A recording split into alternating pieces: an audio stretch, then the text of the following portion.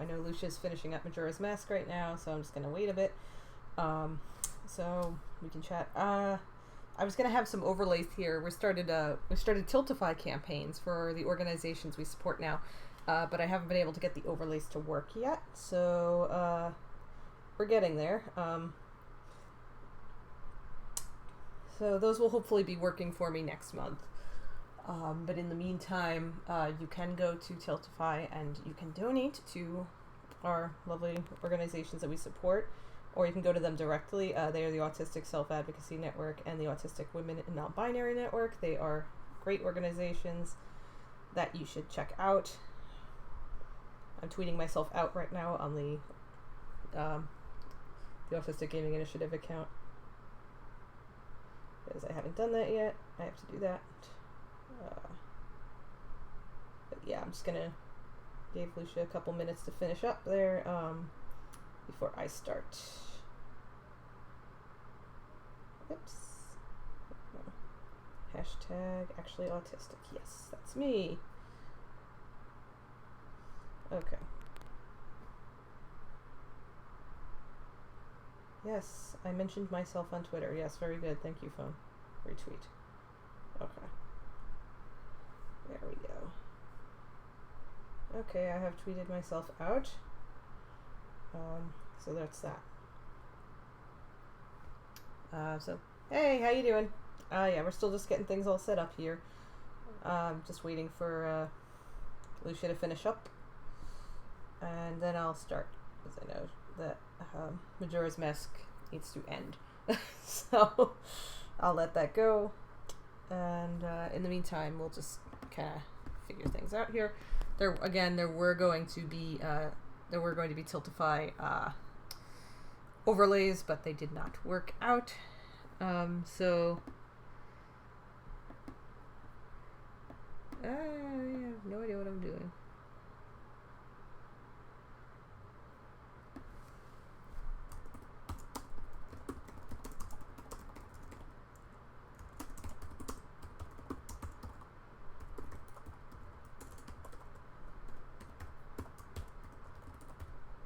Yes, me, live. Amazing. Wow. I do this once a month. And I should do it more often, but I don't. I keep thinking about doing, actually, at some point, and maybe I will, history streams where I just talk about history, maybe with PowerPoints and stuff. But we'll do that when we do that. So, you know, let's see. I'll boot up Rush in the meantime, and we'll start, you know, going around with cars and stuff for a bit. But yeah, I am eventually planning to do some history streams when I have a little more time on my hands to just, you know, talk about historical subjects. I'll be taking requests on subjects people want to see, and that'll then spend some time doing some research, and I'll jump in on them. Let's see. Okay, I think my own audio is a little loud. Let me lower myself. Okay, could not hear myself think there for a second, but I fixed it. Alright. Yeah, so you've obviously, you're probably all well aware that I've been playing this game for a while, because I'm actually trying to 100% it, and I never have, which is sad, because I've had this game since I was about 10 years old.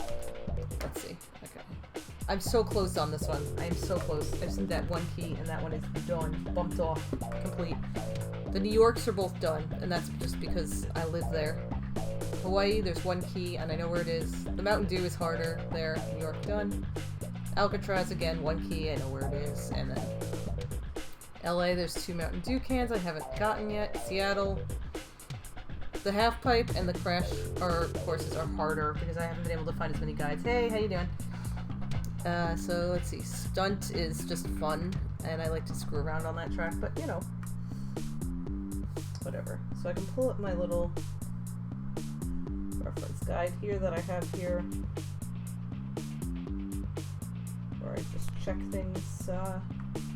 Mountain Dew, yeah, this is, and actually, yeah, this was big product placement. This game came out in '98. I was 9 years old, I think, when it came out, and I think I got it around the time I was 9 or 10. And it's very, the product placement is kind of a big thing. Like Mountain Dew is actually like just straight up in the game. And I didn't know you could do that when I was a kid. I was very, you know, confused. I think is the best word for that. Very confused.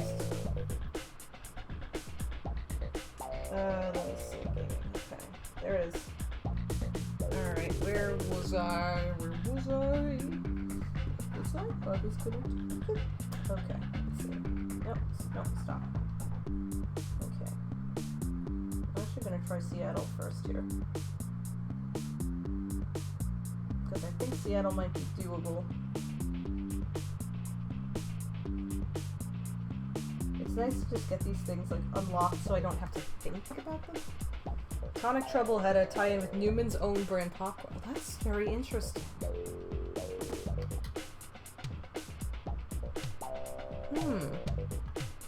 Seattle. Okay, so I need key 4. Oh wait, I have this written down. What am I doing? I literally have this written down and I keep it on a chart on my wall that I take down for this game every time.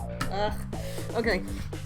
Yeah, Seattle, I need 4 and 11, right? Okay, so 4, I have to go to checkpoint 2, down on the ramp, and then my speed has to be at least 155 to score starting up the hill. So I need something faster, probably, than what I've got here.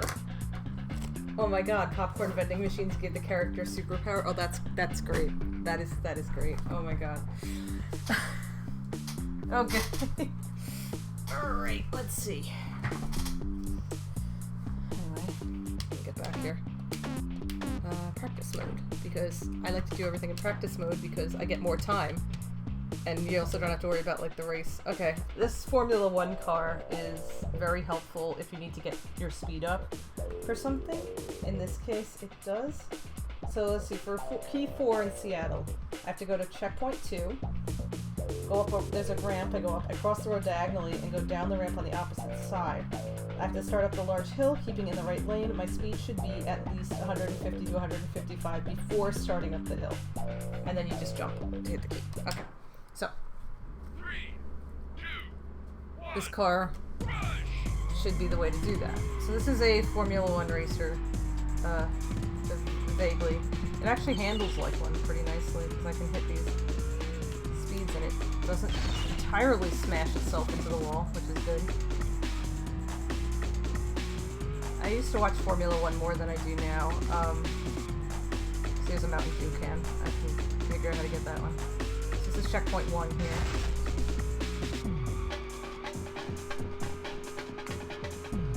I actually do have a favorite Formula 1 driver though. It's Kimi Raikkonen. I just love the stuff he says in interviews. I'm very fond of Finns, if you can't tell. Finnish race car drivers are some of my favorite people on the planet. Alright, so let's see. So we need to get to checkpoint Due. Let's see. Okay, here's checkpoint 2. So now we want to go, you know, up the ramp. Right?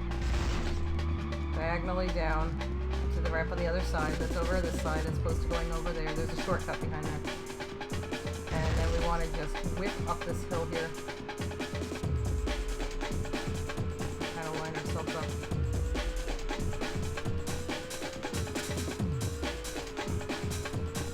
Come on. Oh! Alright, I gotta start that over. I didn't hit. Hey, Lucia! Congrats on finishing Majora's Mask. I know that took you a while to get to, so I'm really glad you finished. It's great. I'm going to die. Oop. Oh, I didn't. Okay. Miracles. Fucking magnets, how do they work? Yay! Congrats on finally beating it. I know you've been playing it for AGI for a while, so that's like super fantastic. It must feel so good to be done with it. Alright, let's just kind of turn around. Bright eyes. I'm using this car for this because its acceleration is better than everything else that I have.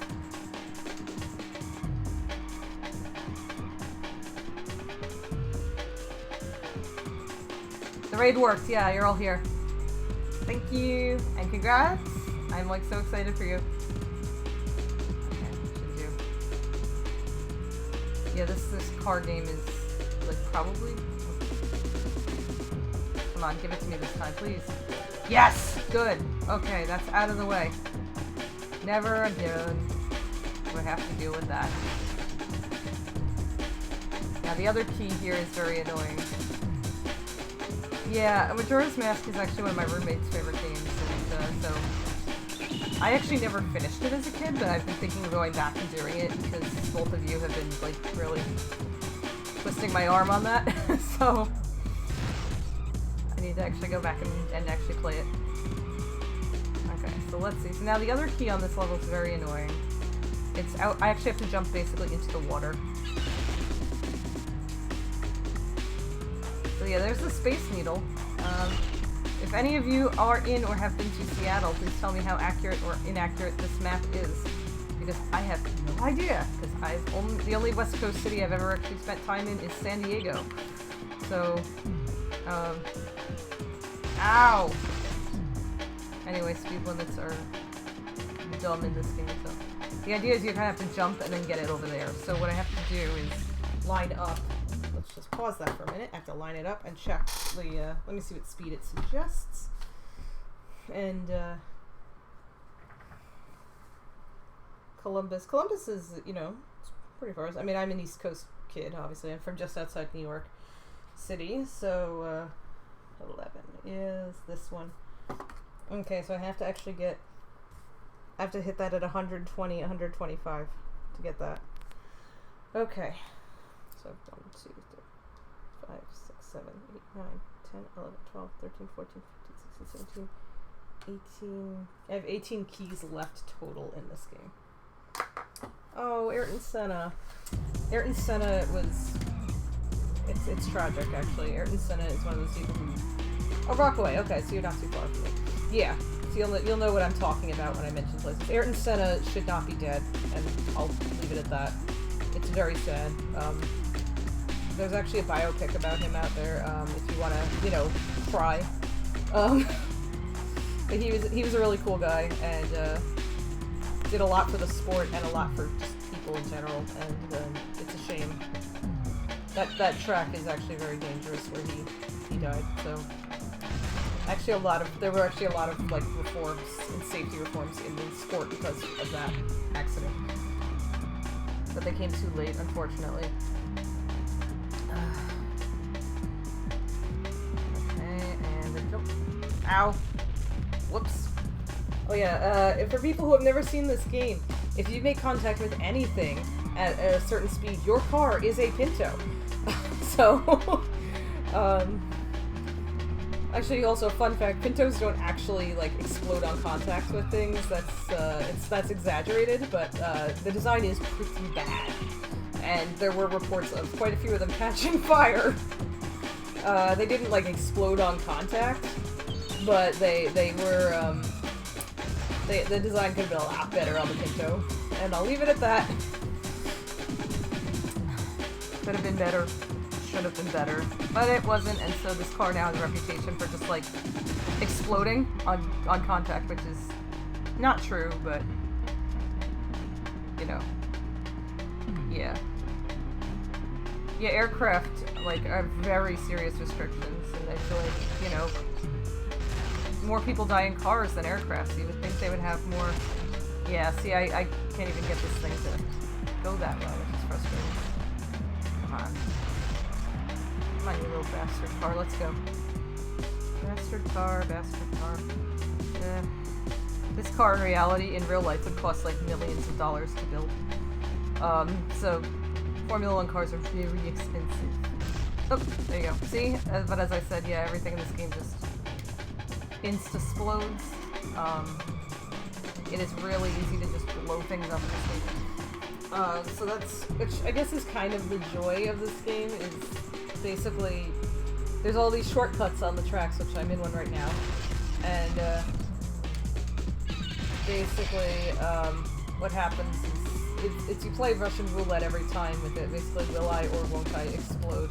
You can see there were some cones up there. I can in fact get up there as well. So There are lots of chances here, yeah. Then there's fake explosions, which would be finst explosions.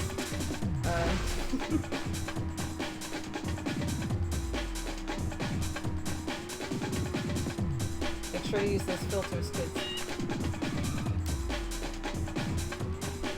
Oh, no, come on. Oh, okay. Alright, we're doing this now. Okay. That's not what I wanted. That was definitely not what I wanted. But okay. I guess.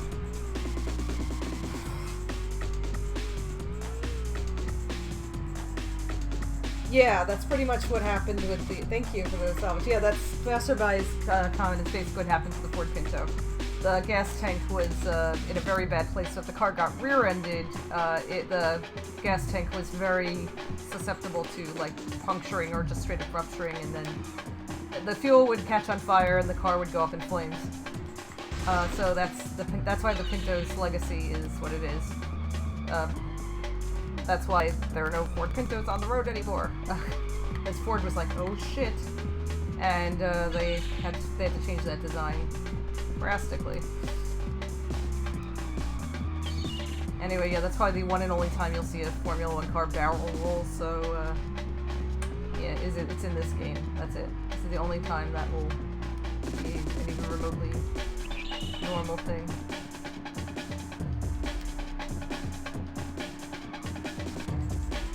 And fling it. Ah! I didn't get the... In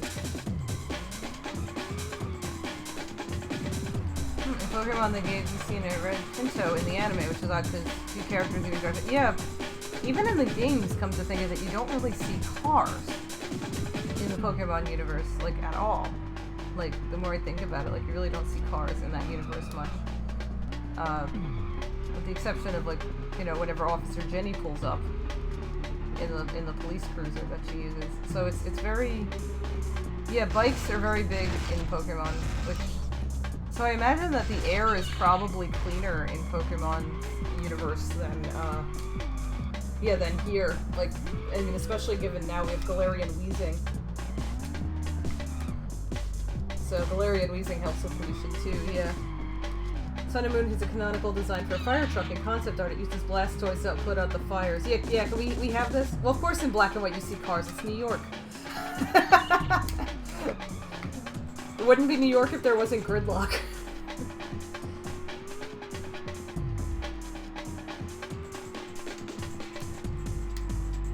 That's my local game, so to speak. Ah, shite. My local game, but, you know. Yeah, Unova. Yeah, we do have highways, right? I mean... Yeah, Unova has highways, and as long as you don't go on one labeled Interstate 78, you should be good.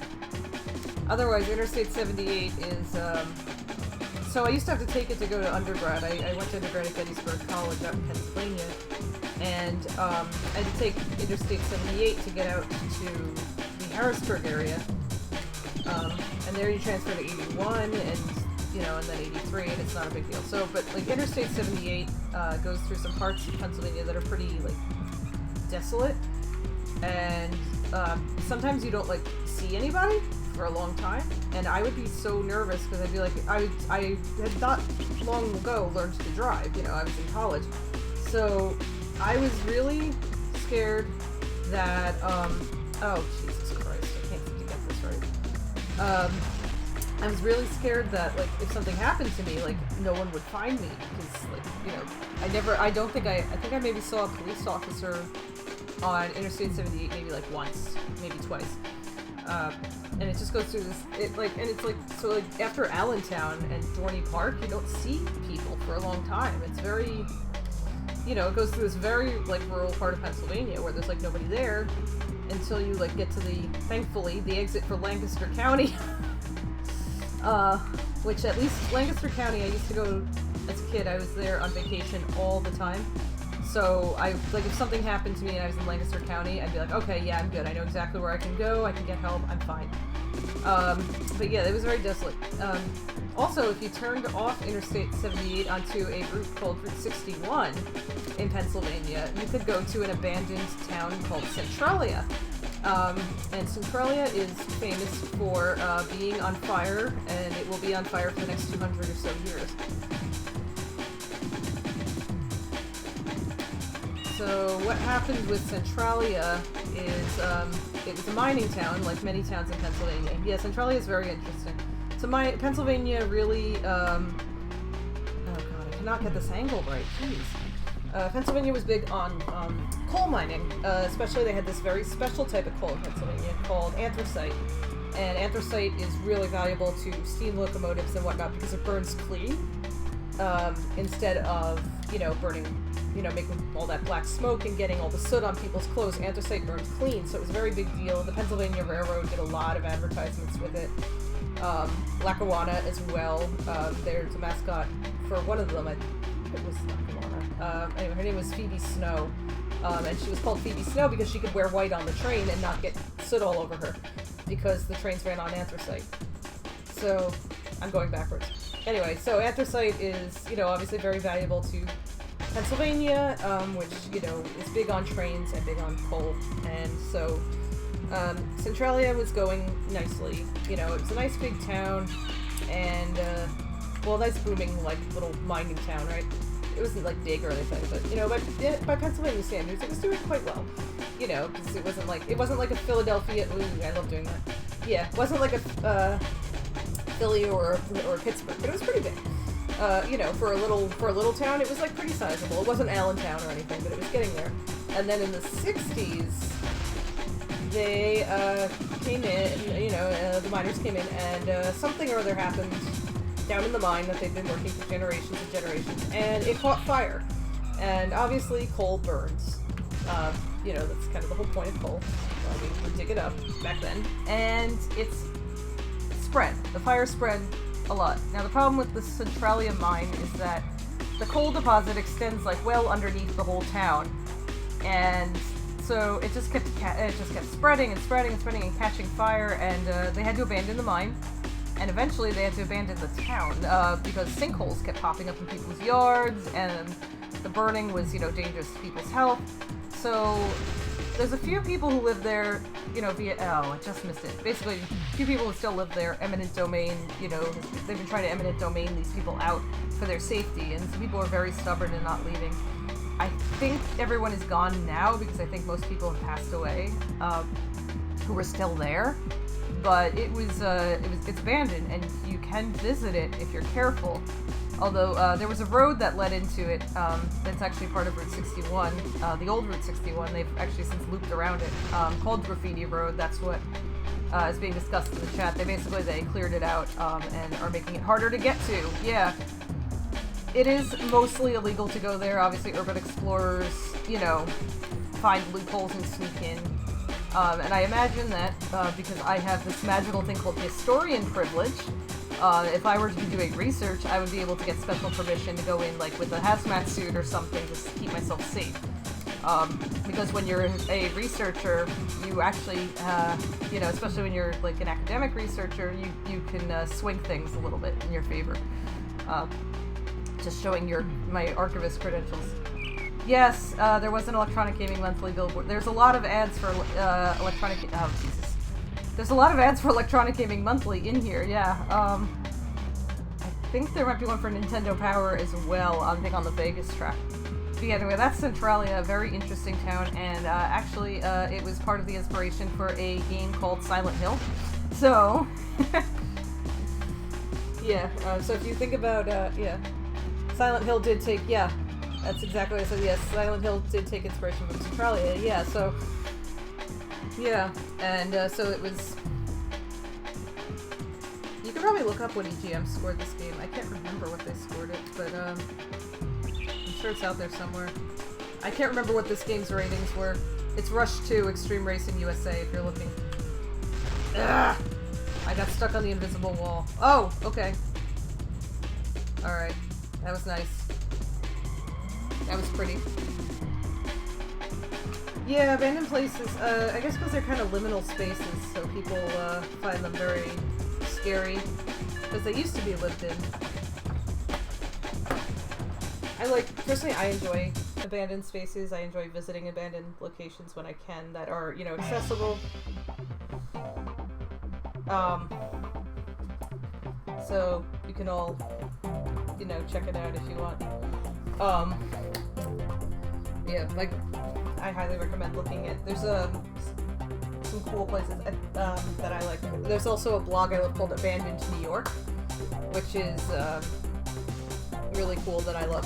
Where you can find like abandoned places around New York City, including one of my favorite things, abandoned subway stations.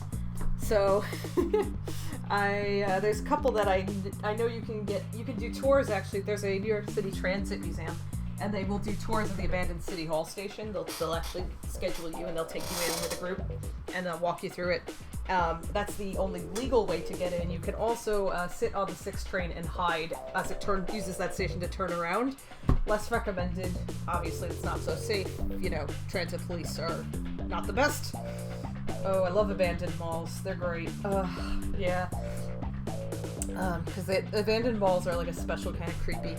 I think they're great. Okay, so let me take a quick gander at where I am here. See what I want to do. The Vegas Key is a very hard one. Hawaii is also an annoying one. Alcatraz, yeah. LA, I just need to get these 2 Mountain Dew cans. So maybe I should look at those. Let me see where they are.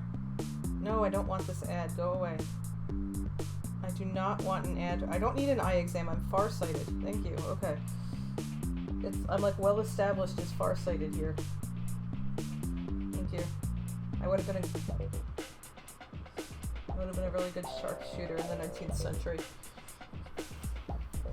Yeah, Centralia is fascinating. Sometimes you can, if you look at pictures of it that people have taken from, you know, visits and like historians going in and documenting the town, you can see things like house foundations, and sometimes you'll even find like yards that still have toys in them. It's very sad. Oh yeah, Hoyt Skimmerhorn has an unused platform. Yeah, one of my favorites is when I worked as an archivist at Riverside Church up in about on like 120th Street. I would have to get off the 116th Street station, so I'd be on the 1 train, and I'd go through. You go between 92nd Street and 96th. So 92nd Street, there used to be a station there, and I'd get on, and I'd get on at Penn Station, and I'd go all the way up. And between 86th Street and 96th Street, there is an abandoned subway platform. There used to be a street there. It used to be a subway stop there at 92nd Street. And then when the trains got longer and faster, they didn't need it, so they actually closed it up. But sometimes when you drive through, the lights will be on it, and you can actually see some people have come in over the years. There's graffiti down there, and it's really cool. And if you're lucky, you can actually see it when you're going through. I always look for it, so I know it's there. But if you can't see it because the lights are off, just squint, and you should be able to actually see it as it goes through. It's really neat. I like it. In terms of like places that used to be populated but now abandoned, I grew up in the most densely populated place in the entire country. And so there's not really stuff that's abandoned here as much. What is abandoned, as I mentioned, are subway stations, and I enjoy seeing the abandoned subway stations. Yeah, 168th Street is another good one. Old subway stations are very pretty. Sometimes you can find abandoned buildings, again, in the city that are really cool. I know a good one for me that I look for in terms of abandoned stuff. I found a lot when I was in undergrad out in Pennsylvania. Because, it's more rural, so there were a lot of, you could find places that just people up and left. They were gone. So there were some pretty cool places out there. Checkpoint 3, go up a ramp. Oh, this is that one. These are the ones that are both on that ramp. Ugh, this is gonna be annoying. Okay, well, I'll give it a go. Best to finish the tracks, I guess. This is a very annoying one, but I'll try them. 3, The abandoned, like Pennsylvania has a ton of cool abandoned places. There used to also be there was a railroad in a valley near Lancaster County, or maybe even in. I'm not sure if it's in or near, but yeah, Pennsylvania is full of abandoned places because there's less coal in the ground now. So a lot of towns have disappeared there, and you can find some really. Centralia is the most famous of those, obviously, because Centralia is literally on fire. But you know, you'll find like abandoned things around here and there in Pennsylvania, and it's actually really interesting and kind of sad. Because you know, like these used to be places, you know, that were bustling, full of life.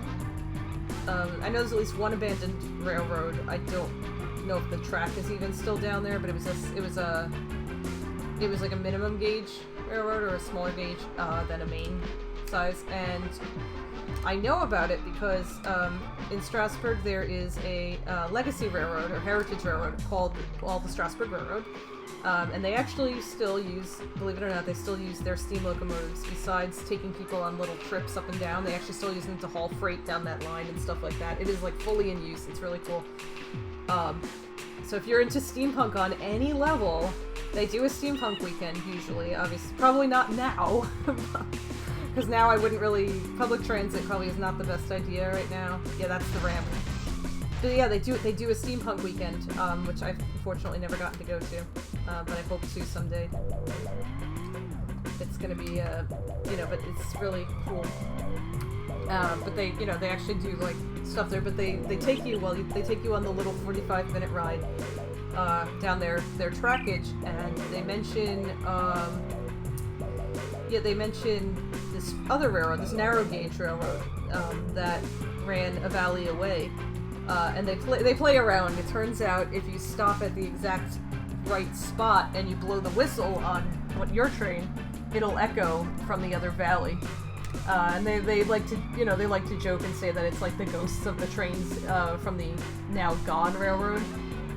It's very, but you know, it's just really, it's cool.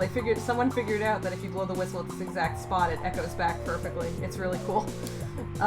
So they've been doing it, you know, as long as I can remember. I've been on the Strasburg Railroad many times. Nobody has let me drive the train yet, and this is obviously a tragedy, but, you know. Oh, great. Okay. Alright. You know that show, I Shouldn't Be Alive? I shouldn't be alive. I don't know how I did that.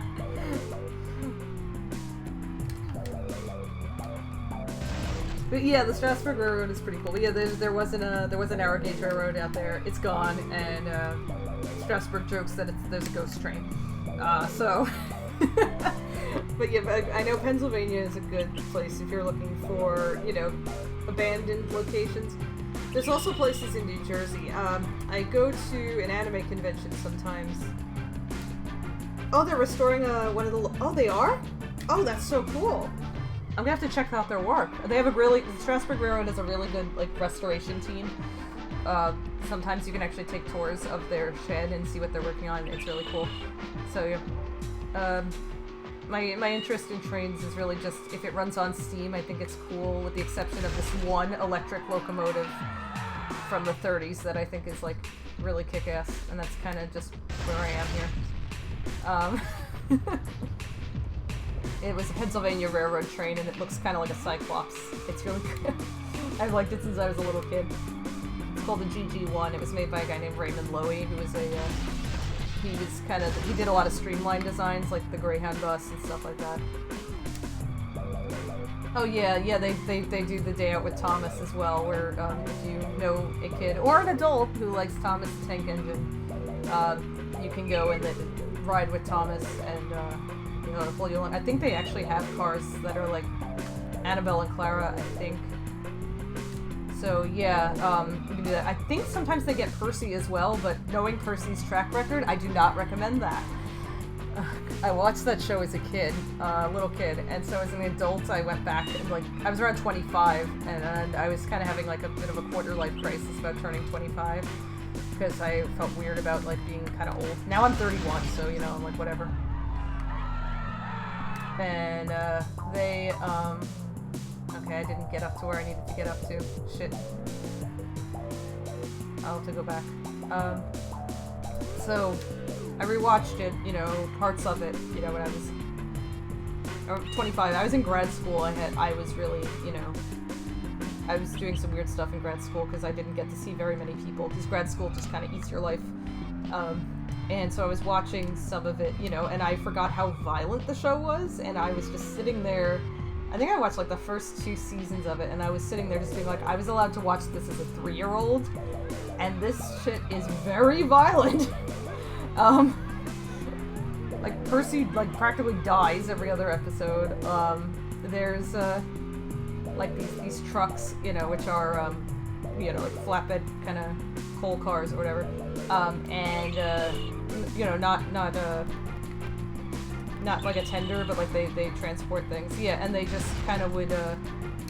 There's at least one episode where a train named Duck kills one for being awful. He actually murders somebody, like by tearing them apart. Yeah, it's very violent. Like Thomas falls into a mine in one episode. There's one where Henry gets like locked in a tunnel. Like, Oliver did it. That's right. Oliver killed him. Yeah, Oliver killed him. Duck watched. And Duck did nothing to intervene. There was a murder. Yeah, Oliver was the actual murderer. Forgot about that. It's been like 6 years since I watched these again. But yeah, there's a murder. What else happens? There's one where Henry gets bricked into a wall, like the cask of Amontillado, which is pretty famous. Because he was having some kind of a sensory issue with the rain and didn't want to go out, so they locked him into a wall by bricking him in. I know, it sounds horrible. This show was violent. And I think it shaped my sense of humor to a degree because I've been known to do very weird things like this game. Yeah, Ringo did the narration, and so did George. Oh my god, I'm blanking on his name. George, comedian. I'm blanking on the man's name. I'm a comedy historian. Yeah. So, but yeah, he did. Ringo was the first narrator of the show. They had a few narrators of the show. Yeah, George Carlin was. Thank you. I was like blanking on his name because I'm very tired. Yeah, George Carlin did it for a while. Now they've had other narrators, but those are the 2 that like people know because they're, you know. Yeah, they did. They did actually dig an entire tunnel. I know. I like George Carlin's material too. Like, jeez.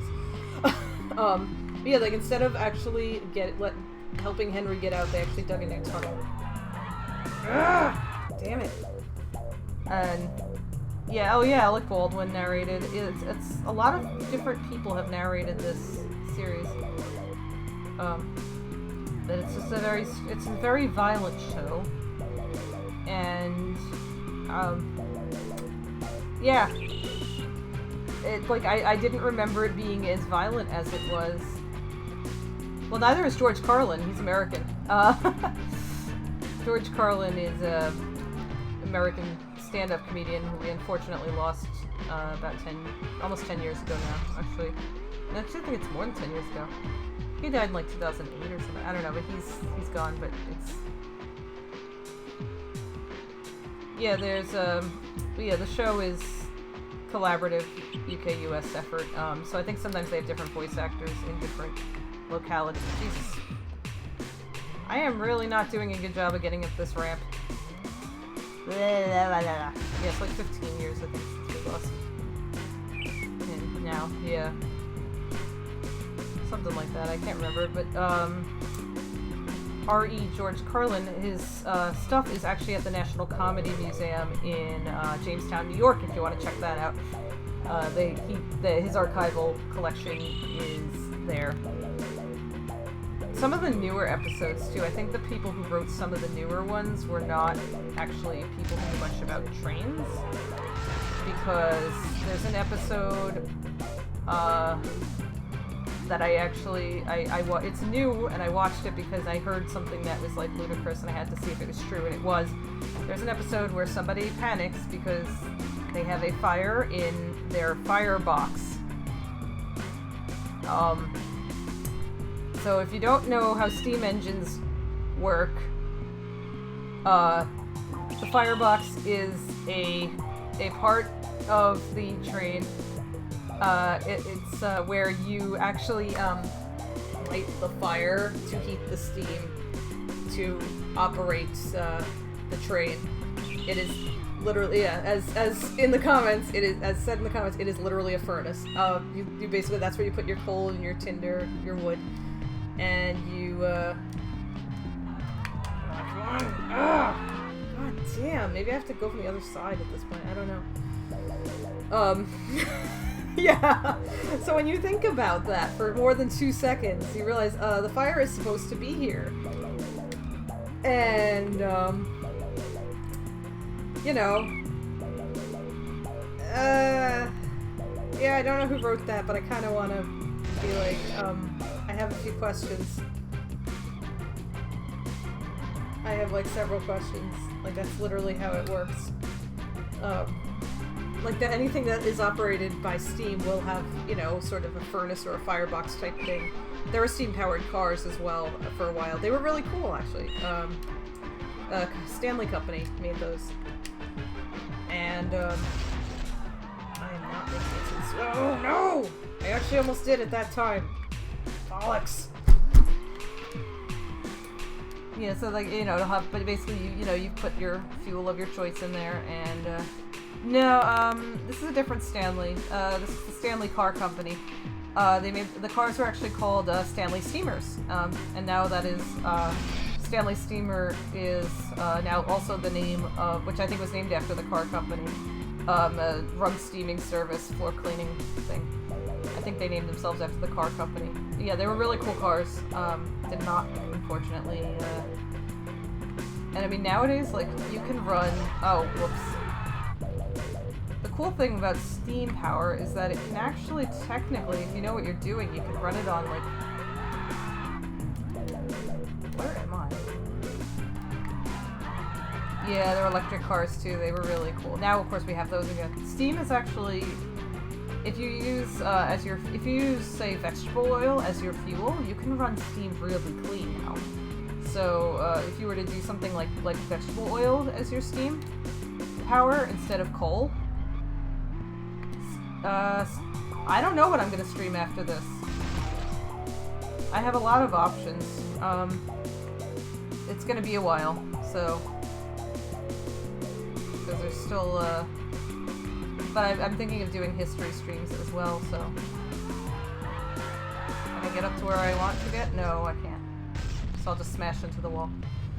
But yeah, if you ran steam on, say, like, vegetable oil or something like that, you know, anything that you can burn that's kind of clean, you know, you can actually run it now and it would be cleaner than diesel. Side note, diesel smells terrible. If you've ever commuted, you have probably smelled diesel, and you probably did not like it. New Jersey Transit is not a good smell. I have a lot of gripes with New Jersey Transit. Oh, like, but, I haven't, thanks to this pandemic, I haven't actually had to do anything with, New Jersey Transit in like 6 months, so that's been one of the few nice spots of this whole thing. I haven't had to deal with them. Go! Oh! Box! Ah, shit, I was so close. Getting these is very difficult, as you can probably tell. These are very annoying. Ooh, yeah, biodiesel. See, that's good. That's better too. Like, as long as you can, you know, if we can get things to run clean, like, that would be great. Like, I like the GG1 because it's electric. So, I'm sure I have a picture of one somewhere I could pull up. I know they're on my blog, because there's one in Boonton, I think, or two there. And obviously there's the original prototype is in Strasbourg itself at the museum. And I think they have another one. Oops. Really? Really? Yeah, okay, well, I don't have any speed, so I can't do anything. That doesn't help me. That did nothing! sound like Sergeant Schultz. Nothing! Nothing! I see nothing! Hogan's Heroes is actually a pretty good show. If you hate Nazis, like I do. Hogan's Heroes makes Nazis look stupid. A lot, and actually it's a lot of the actors in Hogan's Heroes were were actually of Jewish descent. Some had lost family, and they were just like, we would like to make the Nazis look as stupid as possible. And Hogan's Heroes was born at the end. Yeah, that's the problem. Like, restoring anything from that era, asbestos, makes it very hard to do. So, like, some trains just end up sitting there. Like, there's things that I'd love to see that I think they've been, you know, pretty much all script. Like, there are no Hudsons left. Which, if you've ever seen the New York Central in a movie, it was a very pretty passenger train that went between New York and Chicago. It would leave Grand Central here and go to Union Station. Grand Central is our one nice train station that we have left here. We had two, and then they ruined it and they put Madison Square Garden on top of it. And I am very bitter about what happened to Penn Station. So basically, yeah, there was a really cool streamlined steam locomotive that pulled the New York Central. It was, and the train would be called the 20th. It was the New York Central line. It was called the 20th Century Limited. It would go between Chicago and New York, and it was very pretty. And I think they've all been scrapped. Yeah, like, I think there are a couple GG ones that are restored, but, you know, asbestos makes it hard to do, and I would help, but I have a very irrational fear of asbestos that I think I'm not sure if I mentioned that on stream before, but I have a very irrational fear of asbestos exposure. Just, you know, I mean, there's always a chance in my line of work that I'll come across asbestos. I do history, so, you know, there's always a chance I could go to some site and there would be asbestos and it would be really bad. So, you know.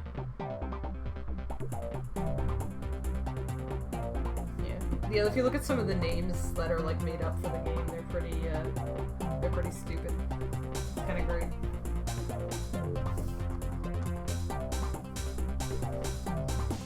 I enjoy them.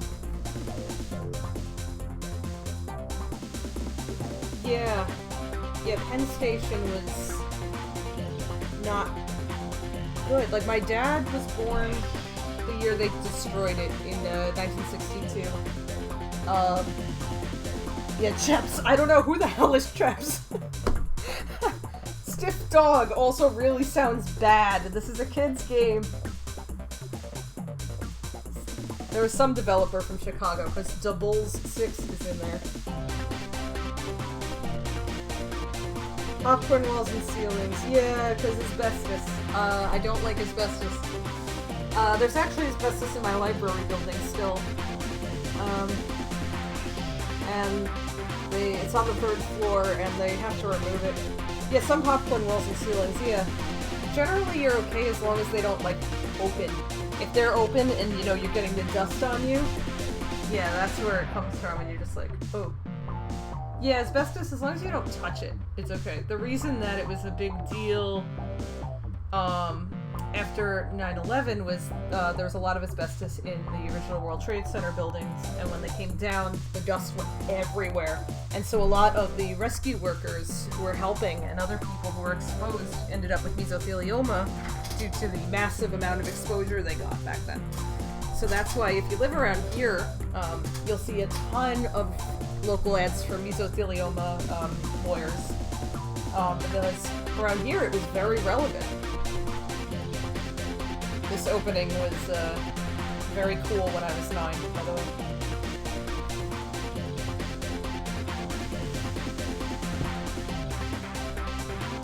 I was actually 12 on 9/11, so yeah, that was probably the formative event of my lifetime, unfortunately.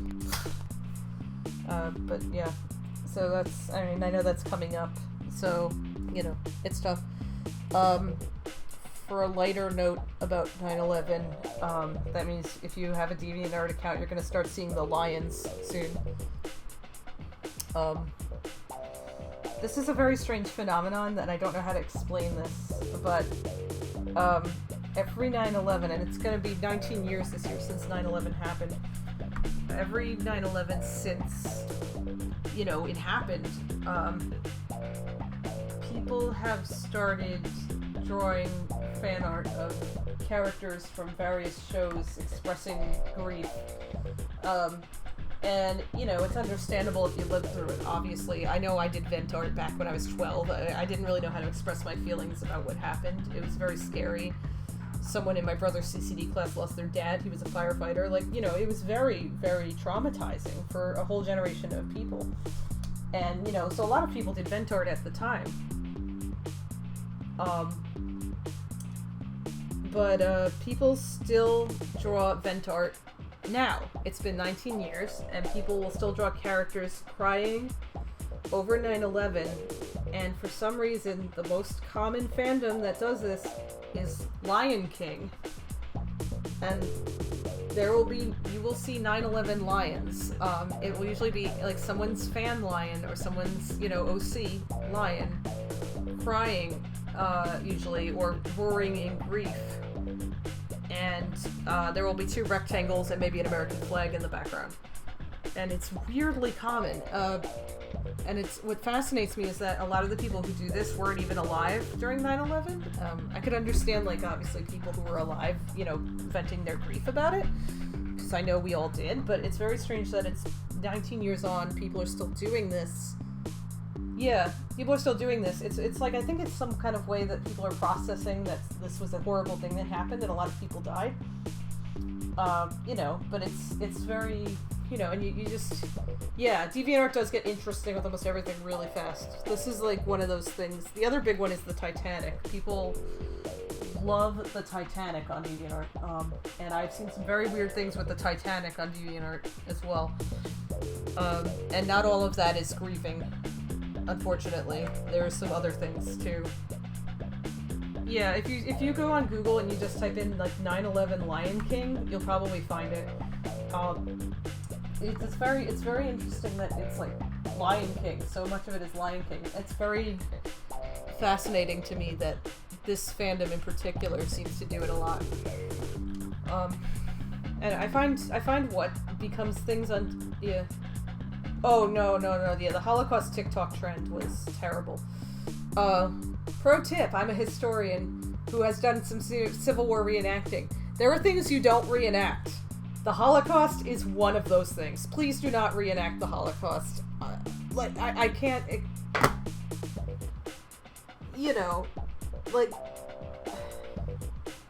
I did some American Civil War reenacting when I was an undergrad. I loved doing that. It was fun. I got to dress up in historical clothing, which is one of my fave things to do. Sometimes I get to use, historical weapons, which is an absolute fave thing of mine to do. And, I love, doing that sort of thing. That's, it's fun. Because my background's actually military history. So I love doing that. But when it comes to something like the Holocaust, it's not really something you play around with, because 13 million people died. 6 million of those 13 million people died just because they were of a certain religion and ethnic group. And then the other 7 million, were other religious and ethnic groups, disabled people, Jehovah's Witnesses, communists, anyone that was thought to be a threat. But of course the most important thing is 6 million Jewish people died. I have friends who cannot trace their ancestry back past a certain point because there's nothing there. Those people are gone.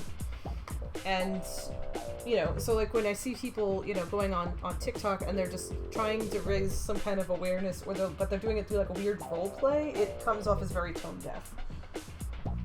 And, it's not really there's a big difference between reenacting historical battles that happened and reenacting a genocide. So you'll notice Civil War reenactors, they'll do Gettysburg, they'll do Antietam, they'll do Chancellorsville, but you will never see them do Fort Pillow, because Fort Pillow was a massacre primarily of black people led by a horrible man named Nathan Bedford Forrest, who then later went on to head the KKK after the war for a while. He is an absolute piece of shit. I hate him. And anyway, long story short, you will never see reenactors do Fort Pillow because it was a massacre and it was racially charged. That's not something you bring back. You don't reenact that. You talk about it. You make sure it doesn't happen again.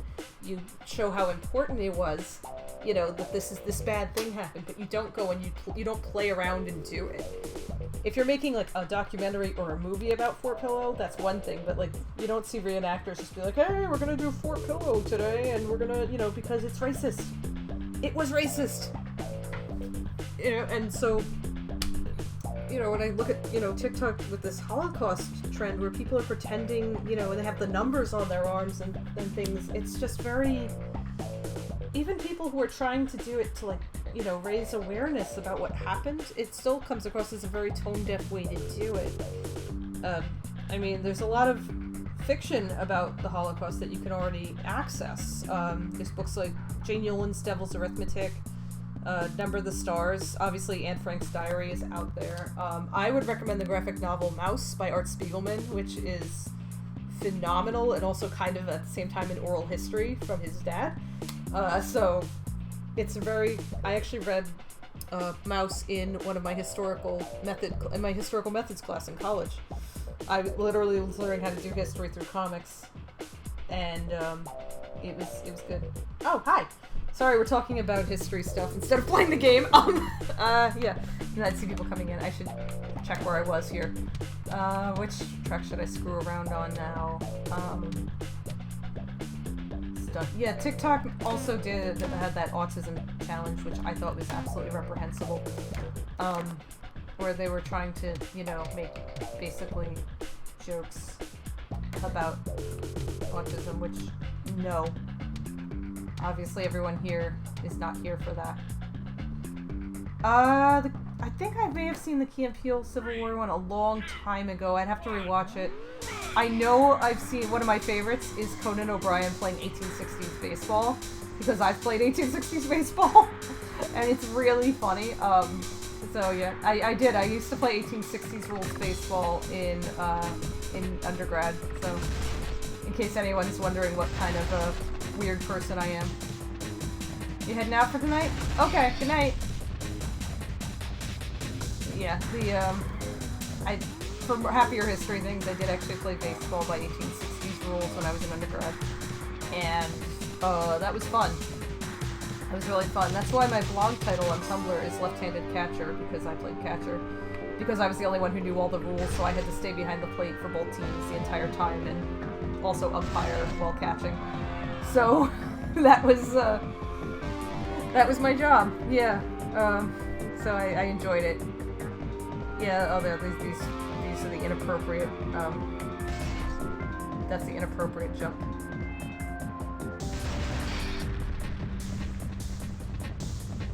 Yes, that's, I think you saw the Oxford Wall game? Or the Eton Wall game, excuse me. The Eton Wall game is kind of similar. I think soccer evolved out of it to a degree. Modern soccer. But the Eton Wall game is a thing you can look up. It's very interesting. But yeah, it's basically a bunch of kids smashing into a wall. There's a ball in there.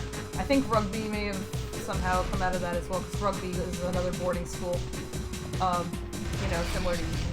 Then they're rival schools, actually. Rugby, Eton, and Harrow do not get along, to my knowledge. I think I did see that. You put it in the server, right? Yeah, that was really funny. I was enjoying it. Yeah. Someday I'll be an award-winning historian, so you can say you know two of us. But not right now. Right now, this is my. Right now, I'm just an archivist who is for some reason allowed on the internet and does very stupid things with history. And also, apparently, digital cars.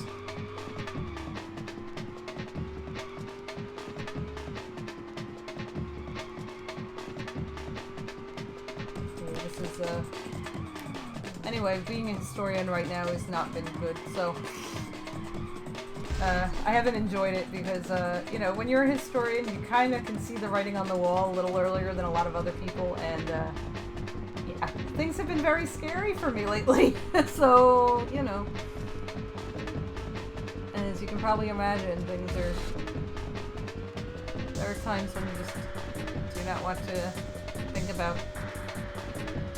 Sometimes I try to bury myself in like older stuff just so that I can get a break from the current stuff, because the current stuff is actually, you know, giving me major agita and stress and panic attacks and all that good shit. So, luckily I have lots of different time periods and eras I can escape to, and I do that.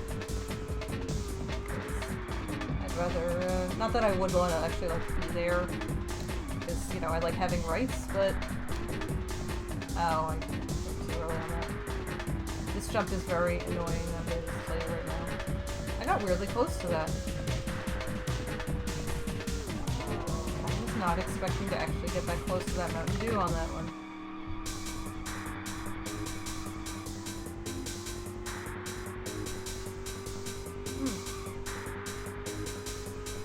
Yes, I play around with a lot of stuff, like I do, people who have known me for a long time will know what Londinium is, which is a writing project I've had since high school about two people in the 1860s in London, but I have like a lot of other writing comics projects that I have that I work around with. The one I've been doing a lot on recently is set during the English Civil War, so 1640s, 1650s, and that's been fun because I get to play around with like a lot of stuff there. There's a lot of interesting social movements that were coming up around that time, so I've been having fun playing with that. But that's one of the reasons I like doing, I actually like making fictional historical characters, because I can kind of play around in a time period without having to, you know, live in it. I have no idea how my car just... Yeah, physics just did not apply right there. It did not apply. None of that happened. Yeah. Okay. Sure. Yeah. I've been trying to, you know, speaking of which, I've been trying to find my undergraduate thesis. I can't find my final draft of it. I found an early draft of it at my parents' house, but I have no idea where my final draft is, because my computer, you know, died in between now and then, so I think I lost part of it. The college should have it, though. I should be able to get it from them somehow. But they, so my undergraduate senior thesis was, we were each given a court-martial from the Battle of Gettysburg, where a soldier was court-martialed for perceived cowardice, and we had to explore that and look at the social mores at the time and figure things out, you know, and kind of write about it and figure out maybe to the best of our extent what actually happened. And the soldier I was assigned actually had rheumatism, which, you know, indicates he was arthritic. And when you look, he was only in his early 30s, like probably about the age I am now. But back then, it would have, you know, been very easy to have early onset arthritis, given, you know, especially if you're doing a ton of marching around and stuff. So it was really interesting. So I was looking at other court-martials that involved, you know, soldiers claiming they had, you know, arthritis or other, you know, other health issues, you know, mostly rheumatism. And I was having so much fun pulling these court-martials at the National Archives in DC and doing all this primary source research that my professor pulled me aside and said, you know, you might want to consider being an archivist. And here I am. So if I can find my senior thesis, I will post it for everyone, because I think the research should be made free. Because I want people to read history. But it's very old. I wrote it obviously now 9 years ago. So, it won't be up to, you know, my writing ability now. But, you know, I still enjoyed writing it. So, and also working with Civil War court-martials is really cool. I got to, I was going through some files, you know, I just happened to find, like, there was one that had, somebody was pardoned. It was signed by General Meade. General George Meade was the Union head general at Gettysburg, and also by President Lincoln. So I have touched Abraham Lincoln's signature. That was, I just kind of stared at that for a while. That was kind of amazing. I've also seen, I've touched a Gutenberg Bible. I did that in grad school. at the New York Public Library. I've gotten to handle. I have absolutely no idea how those were roles, but okay. I got to handle Oscar Wilde's handwritten manuscript of The Importance of Being Earnest. That was also in grad school. And then if you there's a meeting room at the National Archives that we were all in on a tour when I was in grad school. We went down there to kind of check it out, get like a tour of the back areas that I wouldn't have been able to get in as just a researcher, and it was great. We got to meet the head of the National Archives, and he was talking to us and stuff like that. And then after he was done, he pointed to this framed object on the wall, and it was the original Louisiana Purchase. So it's just there on the wall of the National Archives, available. It's kind of amazing. It's just there, and you can just look at it. Yeah. So yeah, the National Archives is, if you ever get a chance to go, I highly recommend going. They have the original Declaration and Constitution on display. They also have a Magna Carta that's out on display as well. There's just some really cool stuff in there. And if you're doing any military family research, like if you have someone in your family who's in the military, their pension records will probably be on file at the National Archives. So it's a really good way to find out some stuff, like what happened to them and all that. I still have all of my... Come on, damn it! That would have been really good. I still have all my research from when I was doing my thesis. It's at my parents' house right now. Sometimes I still go through it because I have some, there's just some cool stuff in there. And I enjoy looking at it. I photocopied a lot of things at the National Archives. I spent a lot of money on photocopies at the National Archives because I wanted to take my research with me. And, you never know when you're going to need a scan. Yay me! Of something, so that basically, like, being in grad school to be an archivist was really fun because I got to touch a lot of things that other people don't get to touch. Haha. So, yeah. My job is basically I get to touch fragile historical objects and other people do not get to touch them, and it's pretty great.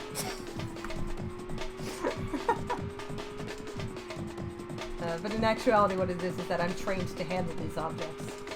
So, that's, if you actually have like old photos or something and you need advice on like how to store them or anything, you can always just ask me. I'm happy to help with that, because that's, a lot of my job is that.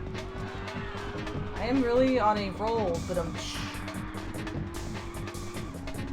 Professor had to go around trying. Oh, lost controversial episodes of TV. Oh, that's really cool. Okay, yeah, I have a big gripe that involves lost TV episodes, actually. People who know me will know why I am mad about this. But the BBC used to have this policy of tape wiping to save money, where, they would show some stuff, and then they would wipe the tapes and tape over them to save money on tapes. And some shows were lost because of this. I just glitched through the wall. Okay. Yeah, so so a lot of shows were, lost in this. So most famously, and a lot of people know about this, a lot of Doctor Who episodes are missing because of this. And every so often, like, a tape will turn up in Australia or New Zealand or something where it's out there. Like, they'll find one out there. The show I'm most pissed off about is a British British sketch show called Not Only But Also, and it stars Peter Cook and Dudley Moore, who are two of my favorite comedians ever, bar none. Love them. Basil, Dustin, and Londinium are actually based on them.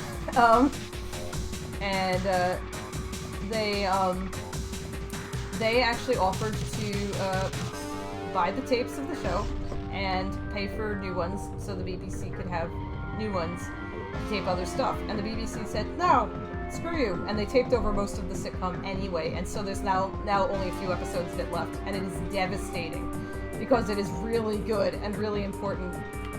It is literally the bridge between a previous era of comedy and Monty Python's Flying Circus. And if you watch it, like, you'll see that. So it's like a very seminally important period in comedy, and it's this a lot of it is lost.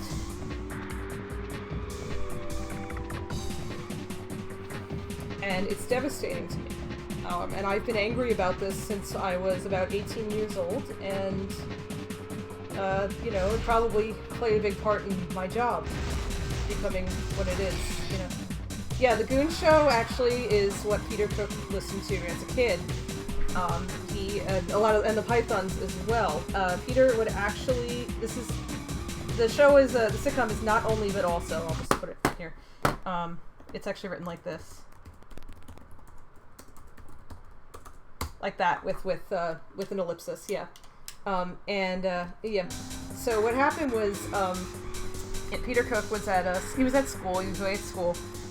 Like most, upper middle class kids, he went away to school, and at the time, and he was in secondary school, and he would pretend that he was sick and go to the nurse whenever the Goon Show was on, so he could listen to the show on the radio in her office instead of being in class. I love that story because that's very him. He was such a shit. But he changed comedy so much. He's very important. He also was like the first person to do.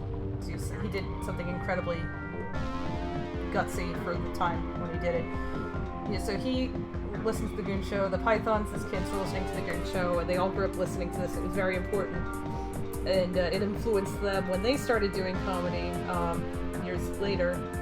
A lot of that generation of comedians came out of Oxford and Cambridge, so I call it like the Oxford School of Comedy. A lot of them came out of Oxford Review, Cambridge Footlights, and so they kind of all grew up listening to the Goon Show, which you should listen to. It's great. The original Kenny from South Park is in the Goon Show. I'll get back to Blue Bottle later. He is my favorite character in the Goon Show. And so, they grew up listening to this, so they decided, so around that time the Edinburgh Fringe Festival is kind of becoming a thing, and, comedians are starting to really show up at this Fringe Festival, and they're doing stuff. Someone has this bright idea to say, hey, let's take 2 kids from the Oxford Review, 2 kids from Cambridge Footlights, and let's have them do a show, and it'll be like that, only like even more of a thing. And that was called Beyond the Fringe. And so it was Peter and Dudley, and then also a now very famous playwright named Alan Bennett, who was actually a historian as well, and Dr. Jonathan Miller, who just passed last year around Thanksgiving. I was very upset. Alan is actually the only person from Beyond the Fringe currently still alive.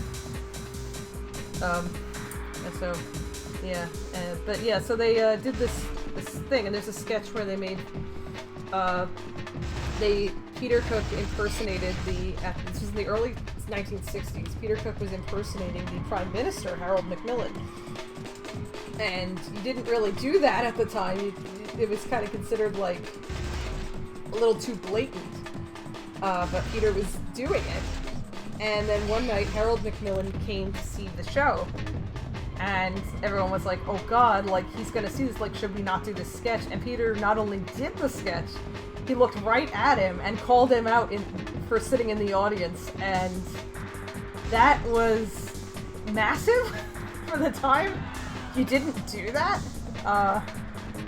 Nowadays, obviously, we have things like, the White House, like, correspondence dinner, and so, well, we used to, Trump is too thin-skinned to be made fun of affectionately by comedians, apparently, but woo. Not a bad run, I have to say. But nowadays, like, comedy, you can be a little more direct overall, about making fun of politics and stuff, because Peter Cook did that. That was a big thing, and that Beyond the Fringe started this satire boom that happened. So I'm just gonna check this real quick here. Yeah, okay. Yeah, so there was a big satire boom in the early 60s. A lot of shows kind of jumped on that wave. And then, eventually, long story short, Dudley Moore was offered a sitcom. He was also a fantastic jazz musician, so it's kind of like, they were like, hey, you want to do like a variety show, a sitcom, a variety show. You can play some music with your jazz trio, and then you can do sketches and stuff. And he's like, well, can I bring someone with me? I'm a little nervous doing that, like, first pilot alone. And they were like, yeah, sure. So he picks Peter, because they comedically jived while they were doing the show. And it worked so well that they kept him. So the show, you know, it was them writing it together. And a lot of it's gone. And I am really angry that a lot of it's gone. Because it was a very important bridge.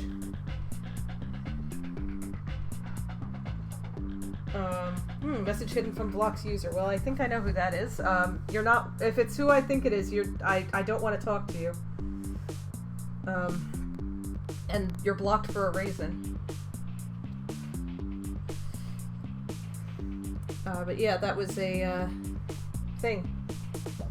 So that was, yeah, that show is kind of, if you watch it, it's kind of a bridge between like the period of the Goon Show and a period of, you know, Flying Circus. So, you know, it's very much a thing.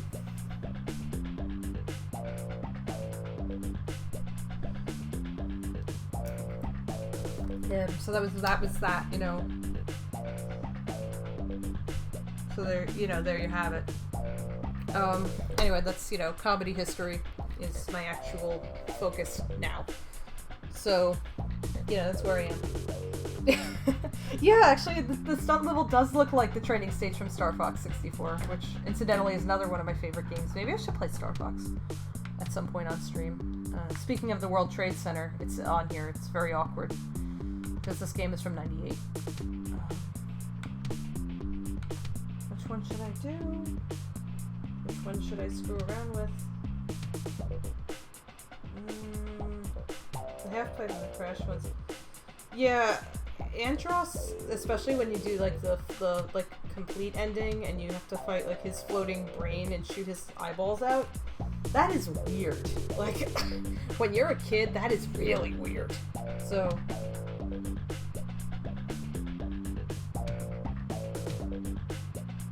I can't even decide which level I want to screw around on right now. Yeah, like that's the thing, like the characters talk to you, and like when they get shot down, like and have to go back, it is very scary when you're a kid. They do, you know, survive and come back after, but you don't have them for a level on your team there, and it is very jarring because you'll hear them like yell in fear as they go down. Yeah, not like the enemies. Nah, you could care less. Yeah, the enemies don't come back except Star Wolf. They're recurring, but you know they're just basically like more like. They're antagonistic mercenaries. You don't really think. This is the half-pipe, of course, by the way, so this one's really cool. Except that it's very difficult to get things on it, because, you know, you have to do a lot of maneuvering around. So I've gotten a lot of the stuff on here, as you can see. I don't have all of it, because I've got to find, like, somebody else's, like, walkthrough on how to angle on certain things, because I've kind of been struggling here. And, you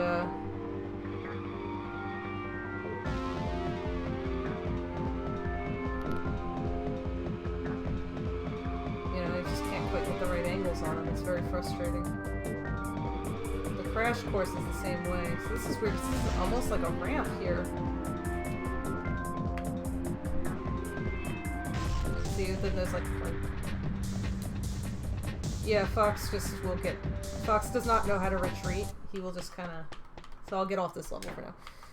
Fox does not know how to retreat. Yeah, he just kind of will die and everyone will yell, "No!"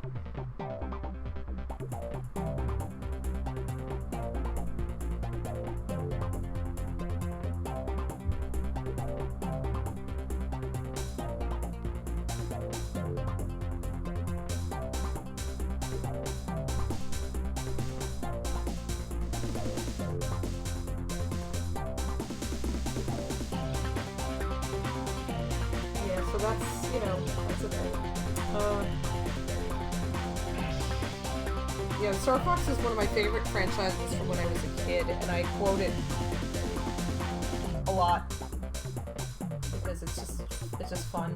My brother and I played it all the time. My brother and I played that game so much that I am genuinely surprised that neither of us became a furry. And you know, like we played it like all the time. It's probably why my favorite part of Star Wars is Rogue Squadron, because it's kind of a similar idea. Oh god, you did a cartridge tilt by mistake on Andros's face. Oh, that's terrifying. Oh god. Did he say that the best line though, which is my favorite Andros line is those tin cans are no match for me. I yell that all the time. My brother and I found this like speaker thing. Like this it was this megaphone, and like you could do different voices by hitting a switch, and there was one that we swore sounded like Andros, so we would just start saying all the Andros quotes into it. It was really fun. The road hazard signs in the half-pipe track are really weird. Like, it has dip signs, it has, like... It's very strange. Like, for all intents and purposes, you shouldn't need those. Then we have the crash track. The crash track is interesting. I'll go in here. Yeah, I gotta check out the uncompressed Star Fox stuff more. I saw some very interesting images from the SNES game that are, something! I don't really know how else to describe them as, that they don't look good. We'll just leave it at that. They don't look good, but I gotta check the rest of the leak for the Star Fox stuff, because I am very, very fond of Star Fox, so... It's actually one of my favorite franchises. And I wish there was more of it, yeah, like, so it's just... Yeah, so they somehow, like, lost all the stuff, and yet it's back. Like, somebody actually somehow got them. Makes me wonder who did it. Yes, this is the crash track. It's called Crash because, well, you saw why. The thing's all crisscross applesauce, and it's very easy to... and it flings you around. As you can see, I'm just getting bounced all over the place. There's a Mountain Dew can up there. I have no idea how to get that one. I'm gonna have to really mess around with this track more, and see, you know... And then you kind of go through a colon. There's a key up there. Like, I'm in, like, somebody's large intestines right now. Ooh. That's gonna cause some hemorrhoids. It's not good. Then there's a Mountain Dew can here. I don't have. Yeah, I haven't got a chance to really look at this big leak, but I'm really curious. There's a key over there, which I'm sure I have to jump funny to get. You know, and then there's... So basically this track this level specifically does its level best to beat the shit out of you. And that's like the whole point of it. It's just it's called Crash because... Oh good, I'm glad that someone else agrees with me that looks like a colon. Thank you. Yeah, so there's a key there, which I have to probably jump up this hill to get. Yeah, but yeah, this whole level here is designed for people to basically explode into each other a lot. You see, there was a Nintendo Power ad up there. Yeah, there were, because Sony and Nintendo were gonna do something together around the time of the PlayStation project. No, I meant like a colon is in like the anal canal. That colon. Because I'm gross. I'm very gross. I have this sense of humor of a 12-year-old. That's probably why I watch so much Rick Mail and A. Edmondson stuff.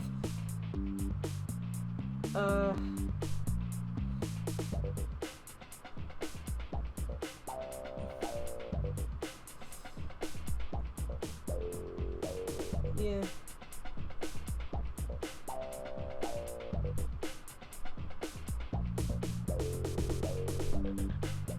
Yeah, so... Yeah, I watch a lot of Brick and Age stuff because, their stuff is, like, right in line with my weird sense of humor. I love them. God, yes, if any of you follow me on Tumblr, you'll probably see there's a lot of content from those two on there lately, because I love them very much.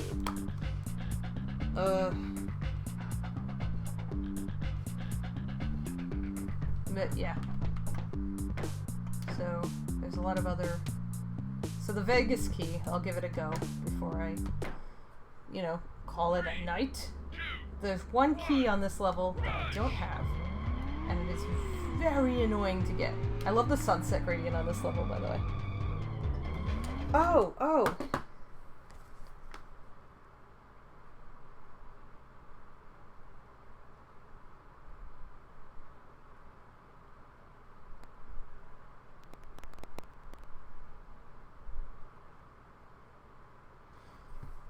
Yeah, sorry. Just checking in with my roommate on something real quick.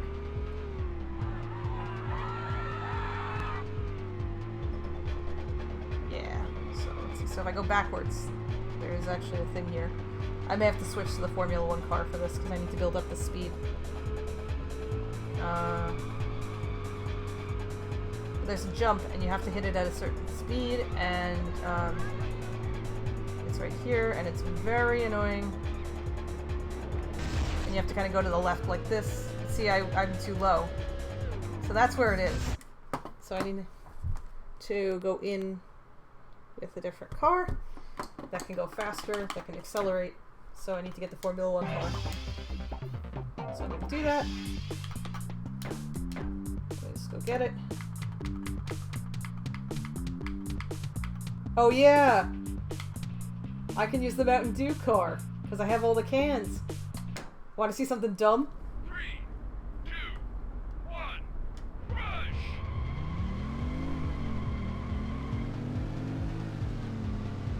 I love the sound of this car though.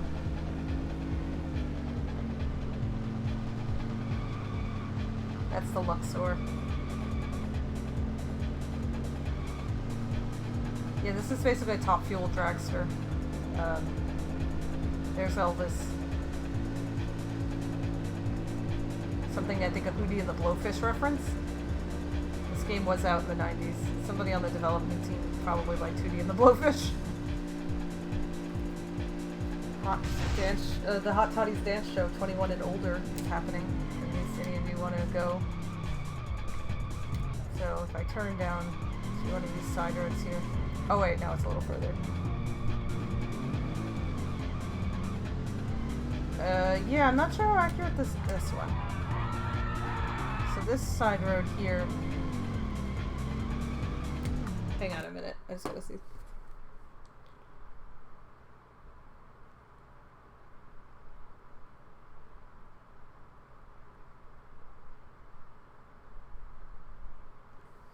Okay.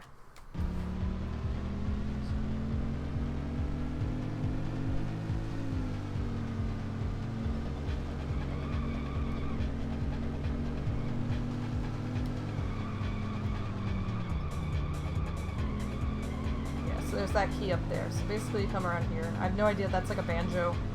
Yeah, some things like in Vegas are here. Like I think this is supposed to be like Circus. Hang on.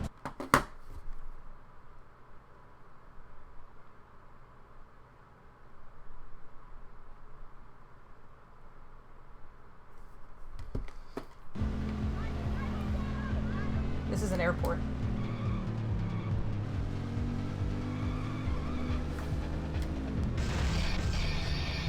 Oops.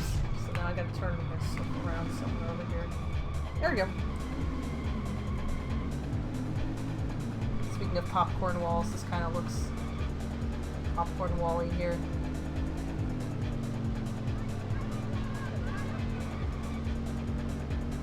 then I just kind of bring it up here and hope for the best.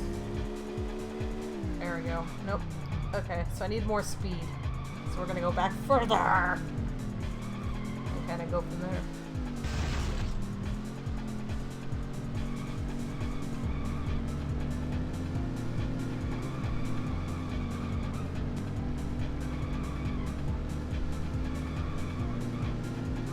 Popcorn Wally sounds like a 1930s gangster. Thanks for the OC. I can draw that for you at some point. I'll put it on Tumblr.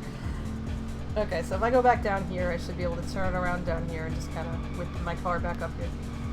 Yeah, so this key is apparently one of the hardest to get in the game, but when I get it, I'll be done with this level, and if I get it, I should say.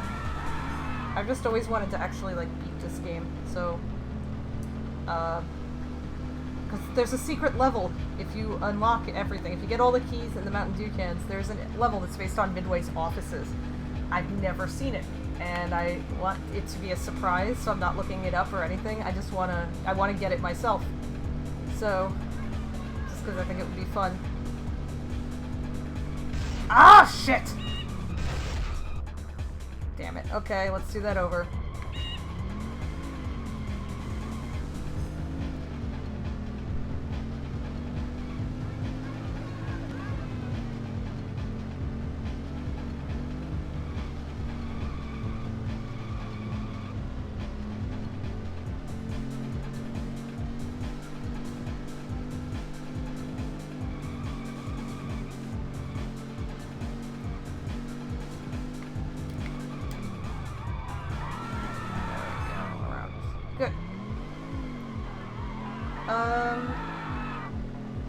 midway stage is unlocked.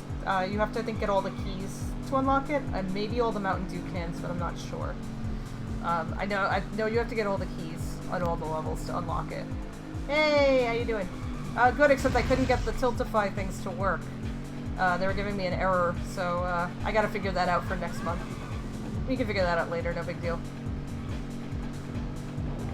Okay, please give me the key this time. God damn it. I had the height, but not the... Oops. Fun fact, dragsters are not supposed to turn. They were not designed for that. They were designed to go very fast in a straight line. And you could tell from the scar. The donate links, yeah, I can tweet them out at some point, because, yeah. The problem is just, like, I couldn't get like, I put them in and there was an error, so I screenshotted it and I put it in the AGI server, but we'll figure it out later, because I don't know why it was doing that. But yeah, obviously you can also go directly to AWN ASAN if you want to donate. That is fantastic, and, also just, getting people, aware of those organizations. Yeah, I had the hype, but not the right direction, I guess. Or, not the, explosion. I know I mentioned it last stream, this thing turns like a Reliant, so...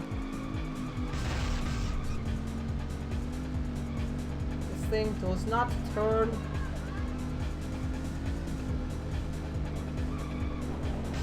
Oh god!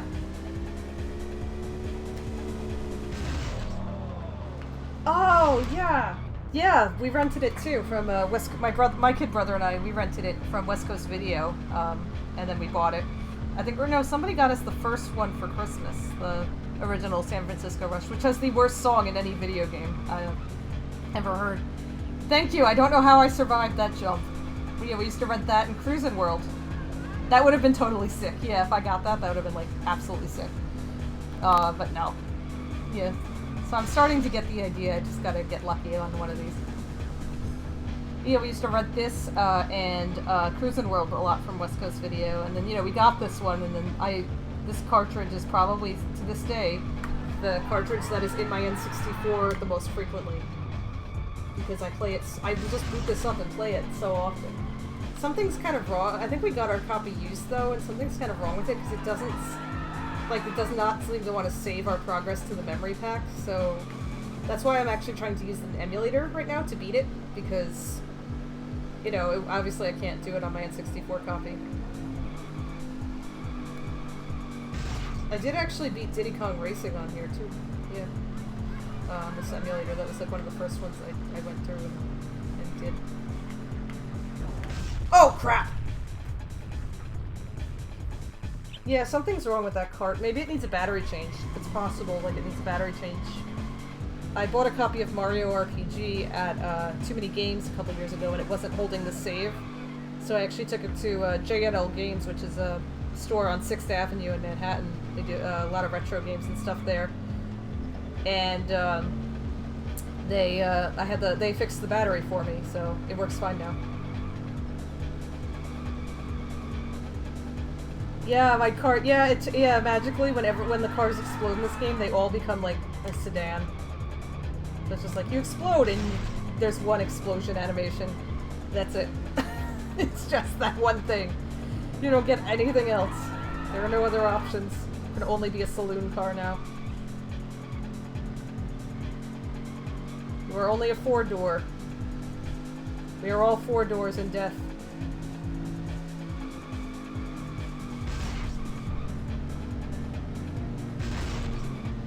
Okay, hang on, let me just try this jump here real quick.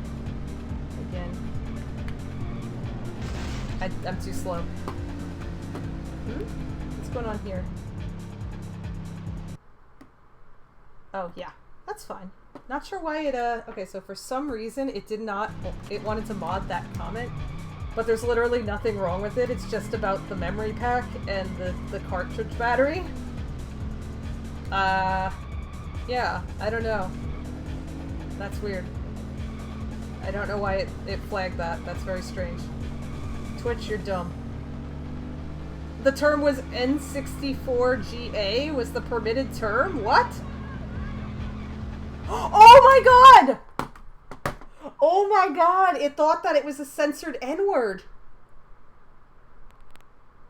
It literally thought N64 space GA was somebody trying to write the N-word. Oh my god. Twitch, no. Twitch, we're talking about the Nintendo 64. Twitch. Twitch, please don't do that. That's... Twitch, that's like... It thought that. Yeah, it was trying to say, why is it saying add permitted term N64GA? And I was like, wait. And then I realized... Twitch, that's not... Twitch, that was not... Twitch, no.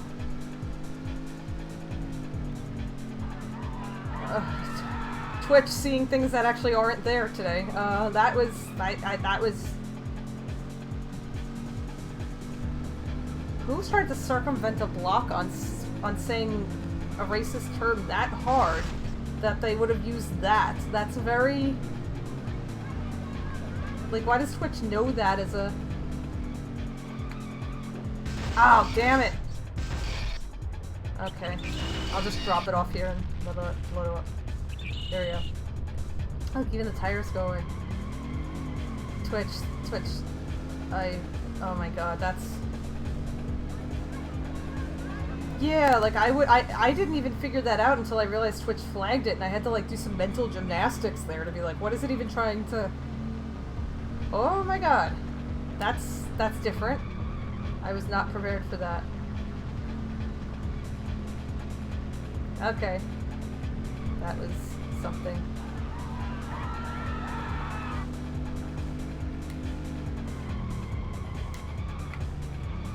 Yeah, it's okay with certain swears, obviously. But, you know, it's okay with, like, swear words, apparently, but... You know. Actually, on that note, like, one of my favorite things to do is try to see what names I can get away with in Pokemon and what names I cannot. Obviously, none of those Pokemon are ever used in battles. It's just for my own amusement to see what names I can actually get through the filter. So it did not take Anus as a name, but it took the Anus as a name. This Pokemon is never used in online competition of any sort, or even, like, max raids for very obvious reasons. Oh shit, I completely missed it. Yeah, if a catch... Yeah, swears are fine. Obviously, slurs should be caught. You know, because we don't like slurs here, but that is a... That was a very much of a...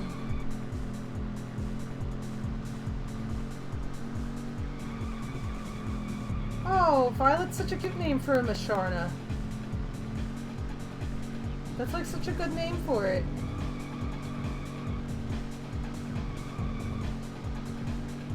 Like,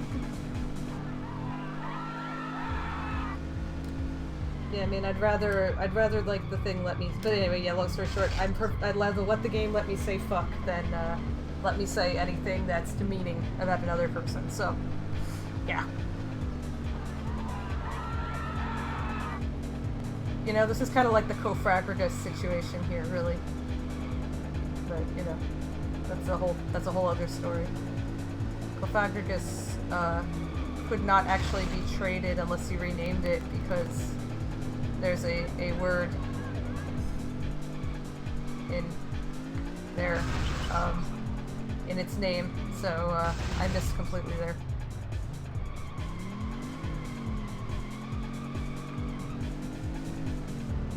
Okay, now I need to know what, because violet in English is a flower, so now I'm curious as to what other language it... Oh dear, I'm gonna have to look this up and see what language it was, because now I'm curious. Because in English, it's a color and a very pretty flower.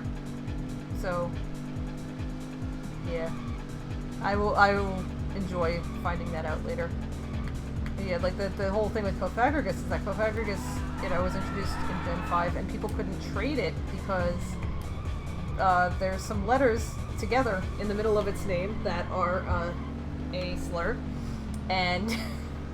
So you actually, if you wanted to trade that Pokemon, you had to rename it before you could trade it. I think they've patched that since. But you know, that was an actual problem in the game. Yeah, it's been patched, I believe, because now you can obviously trade Profundus just fine. But there was something about it, you know, where it was just like they. Yeah, Tomodachi Life also patches things that I'm very surprised about.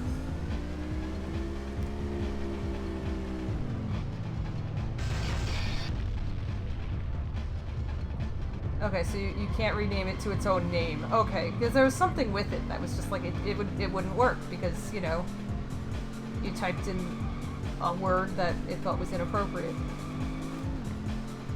Even though it's in the middle of the Pokemon's name. So yeah, that was a thing.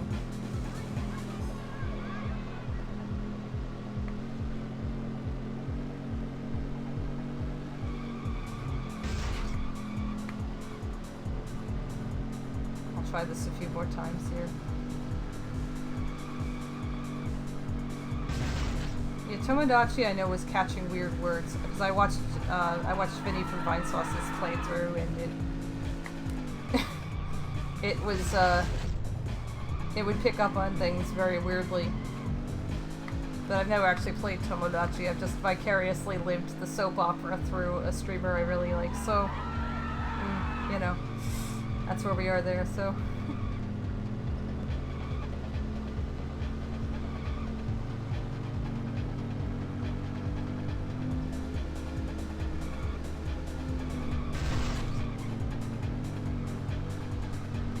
No. It blocked some, it blocked words. If you watch Vinny's stream, there's one he's trying to write a song and it blocks something. It wouldn't let Ross use his go to. Oh! Oh my god, Ross. Yeah, Ross's name is Rubber Ross, usually. And then, yes, he couldn't use it, so he. They accepted Condom Ross. Oh my god. That sounds... Yeah, that sounds like that would happen. Oh my god.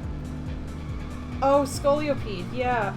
Yeah, I guess a lot of the time they do use, like, the genus as the actual name. For a lot of, you know, based, like, on things. The other thing, yeah, I actually caught one in the, because they added it in the Isle of Armor, so I caught one, I think in a max raid, or either that or I just ran into it in the forest area and I caught it. And my roommate told me to name it Scoliosis, so it's named Scoliosis.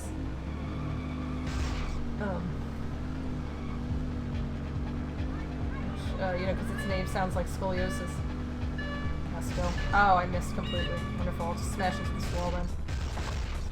Twitch blocked out the word condom for you. Interesting. Yeah, Twitch has interesting filters. I think you have to, like, adjust them, like, for yourself on there.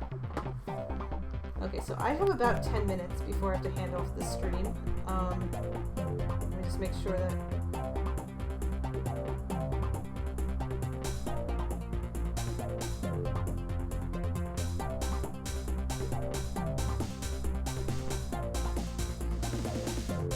Yes, okay, confirmed by my roommate that the person who is blocked is in the chat. If you're still there, thanks, yeah, I still got like 10 minutes. Yeah, if you're still there, there's a reason you're blocked. So please, I would really appreciate it if you left because, you've harassed numerous people in my server. They're all very uncomfortable with your presence. I am also very uncomfortable with your presence. And I do know your IP address and I can report you to the authorities for repeated harassment.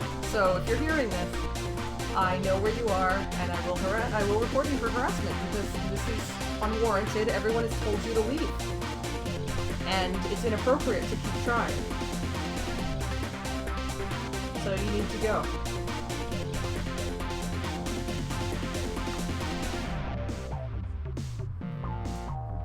But yeah, for everyone who's, you know, new to the stream, thank you for joining. I super appreciate that you were here. Normally I stream last weekend of every month for AGI. I may fit in some other streams now and again if I have time. I don't always have time, you know, because I'm a 31-year-old with a life. So, yeah. So yeah, thank you all obviously for being here. I'm just gonna do a quick check.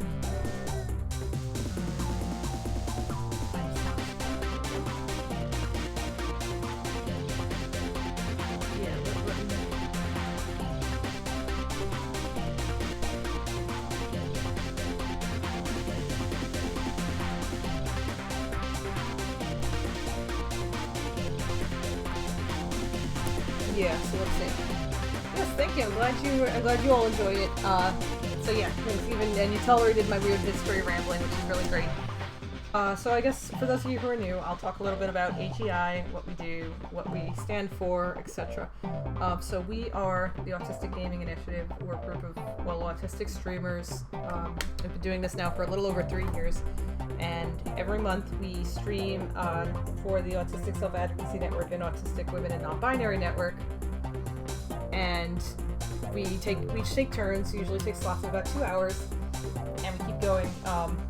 We do Saturday and Sunday for periods of about 12 hours at a time. And what we do with that is, we're trying to help support charities run by and for autistic people. So we can, better things for people like ourselves and, promote more societal acceptance. That is, a goal here, really. Okay, let's see if it works there. There we go. So I'm actually going to pull up some stuff so you can all see it.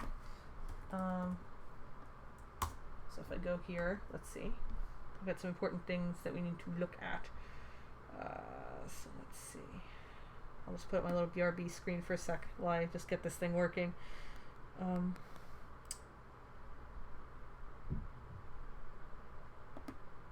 That's Microsoft Paint. That's Doorknob Man, drawn by Maniacal Chimera, who is one of our streamers. Then last month was the ADA 30th anniversary. So this happened outside my house. I guess you can't hear the sound on. Or maybe you can. I don't know if you guys can hear that. This happened outside my house on Friday, and these people were screaming. It was very interesting and very confusing. So, what I'm going to do here is I'm just going to pull up the browser for here. Just give me a second. And we have, so AGI now has a team on Tiltify, and you can support us there. So I will.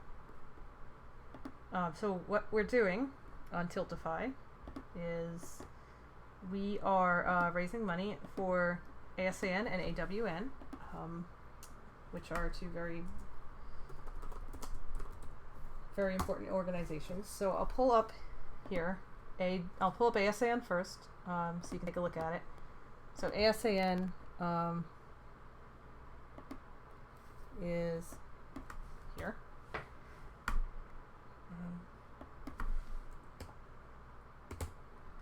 Okay, so just pull it up.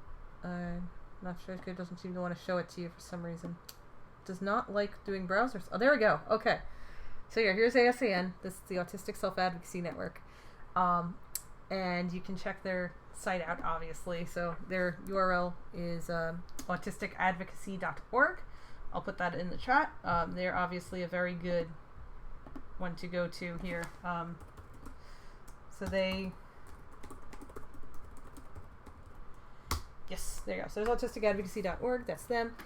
You can see there's a lot of cool special interests things there, including, of course, yeah. So that's them.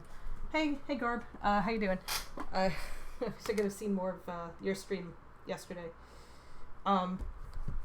So there's this is ASAN, and you can see they've got a lot of things going on here.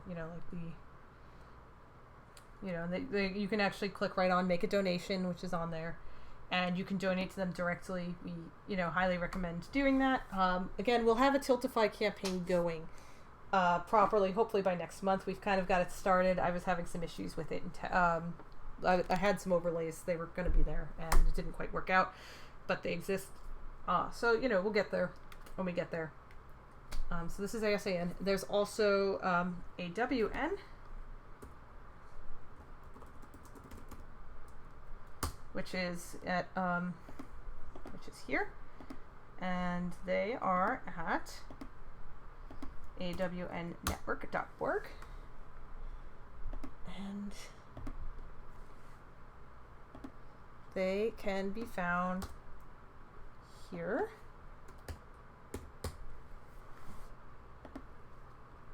This is AWN. You can see their website is here. I'll just kind of make this one invisible for a minute. There you go. So this is the Autistic Women and Non-Binary website, Network's website. Obviously, you can see they also have COVID information up there. These are both very important things right now.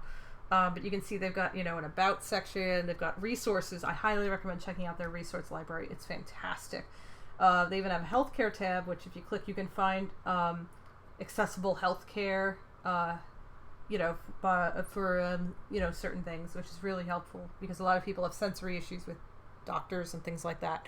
So that's very important. And they also, as you can see on the far right there, have a donate tab. You can donate right directly to them.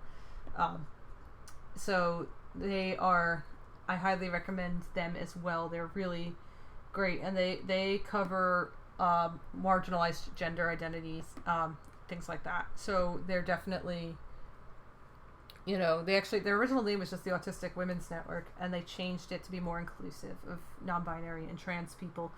So which actually make up a pretty big part of the autistic population. There's a lot of us. So who happen to be, trans or non-binary. I'm cishet, but I'm actually in a minority, I think, in the autistic community. There's a lot of autistic people who are not cisgender, not heterosexual. There's a lot.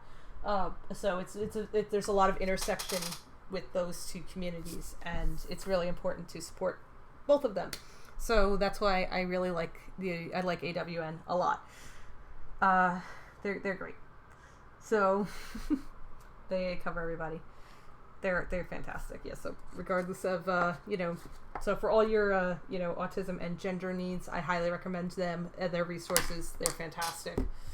They've got so much stuff to look at there, and I just highly recommend it. So again, thank you all so much for coming around. I'm gonna be handing off the stream soon. I'm not sure, I haven't heard back from who's gonna be taking over for me yet, so we may call it AGI early this month, we may not, depending. So either way, I want to thank all of you for coming out to the stream tonight. It really means a lot to me when people are here watching. I really enjoy the company, and it just makes me happy that you're all here and we've built this community together, and it's very important to me that we are keeping it safe and keeping everybody happy and all that. So I'll just throw up my BRB screen again. There you go. That animation is 3 years old. I should probably update it. I have different hair now. I have actually fringe bangs. That's not quite reflected in that image, so I'll have to fix that. But so thank you all again super much for coming around. I really like having you all here. It means a lot to me that you've all supported AGI now for 3 years, and I just can't thank you guys enough for everything. And thank you for putting up with me while I talk about history, because I'm thinking of doing some actual streams where I do, history lectures at some point. So if you enjoy that sort of thing, please let me know. You can always tweet at me or Tumblr message me topics you want to see. And thank you. Yeah, so because I enjoy doing history more than anything. It is my job. I do get paid to do history, but I love doing it. Oh, good. Okay, so T-Joan is live. I can pass the stream off. So we're gonna go raid the next streamer now. Yes, thank you. So without further ado, I'm gonna pass things off, and hope you all have a great rest of your weekend, great rest of your night or day, as it may be, depending on where you are. And thank you so much for watching. And we're gonna head off right now. Raid. There we go. All right, so we'll see you all, and please support the rest of the streamers as well, because they're all great. and I love them. And there's some fantastic friends of mine. So we're going to go. Also, Tijuan has a bird named Pichu. Check it out. Hi, everyone. See ya.